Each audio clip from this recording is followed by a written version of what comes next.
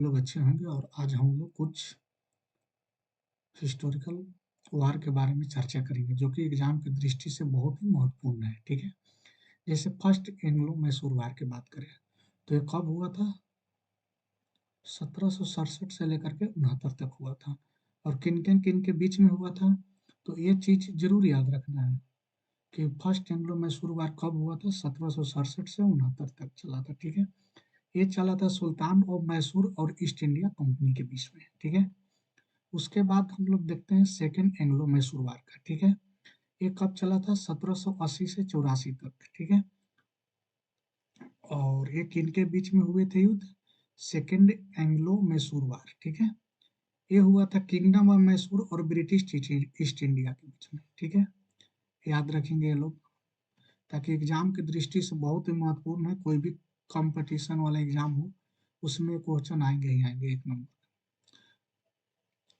Third Anglo Mysore वार कब हुआ था? 1790 से 92 तक चला था। कब?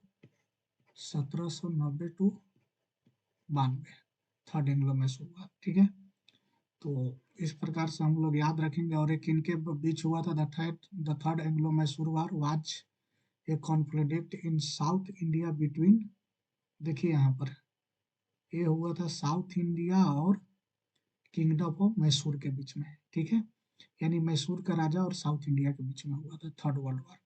और कब हुआ था दोस्त? 1790 से 92 के बीच में। ठीक है, याद रखेंगे ये सब, एग्जाम की दृष्टि से बहुत ही महत्वपूर्ण है।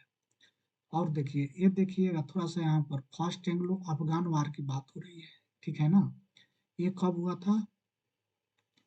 1839 से 42 के बीच तक चला था, 42 तक चला था। ठीक है, ये हुआ था, ये किन के बीच हुआ था? The first Anglo Afghan war was fought between the, देखिए ब्रिटिश एम्पायर और इमरात ऑफ काबुल। ठीक है, इनके बीच में हुआ था। और देख लेते हैं सेकेंड एंग्लो अफगान वार 1878 से 80 तक चला था। ये किन के बीच हुआ था? The second Anglo Afghan war was a military conflict fought between, ये देखिए ब्रिटिश राज और अमीरात ऑफ अफगानिस्तान, इन दोनों के बीच में हुआ था। तो ध्यान देने के बीच बात है कि सेकेंड एंग्लो अफगान वार कब हुआ था? तो 1839 से 42 तक। और सेकेंड एंग्लो अफगान वार कब हुआ था? 1878 से 80 तक। तो ये सब याद करने की बहुत ही महत्वपूर्ण है एग्जाम की दृष्टि से। कोई भी कंपटीशन का एग्जाम हो उसमें एक नंबर आना ही आना है क्वेश्चन में। अब देख लेते हैं थोड़ा सा फर्स्ट एंग्लो सिख वार है। ये यहाँ पर ध्यान दीजिएगा कि किसका बात कर रहे हैं हम लोग को? सिख वार का बात कर रहे हैं।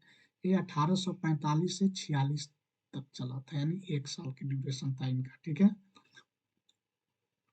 ये चला था एक सिख एम्पायर और ब्रिटिश ईस्ट इंडिया कंपनी के बीच में ये युद्ध चला था। ठीक है, और ये देख लेते हैं सेकेंड एंग्लो सिख वार, ये 1848 से 49 तक हुआ था, है ना, एक साल ये भी चला था, यानी 1 ईयर्स का ड्यूरेशन इसका भी और इसका भी, तो याद रखिएगा, है ना।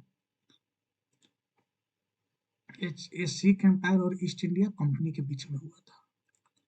तो काफी दिलचस्प है और काफी इम्पोर्टेंट है।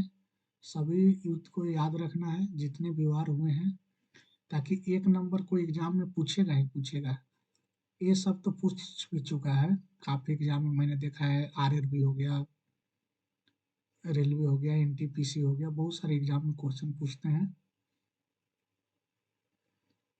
तो दोस्त आप लोग थोड़ा मेहनत कीजिए और याद रखिए ये सब। एक नंबर का मतलब, कहने का मतलब कि एग्जाम में एक क्वेश्चन पक्का आना ही आना है। अगर हिस्ट्री के देखिएगा आप लोग उठा करके किसी भी, इसमें से एक नंबर का क्वेश्चन पूछा ही होगा, है ना। तो चलिए, थैंक यू, बाय बाय। उम्मीद करते हैं कि आप लोग मन लगाकर पढ़िए।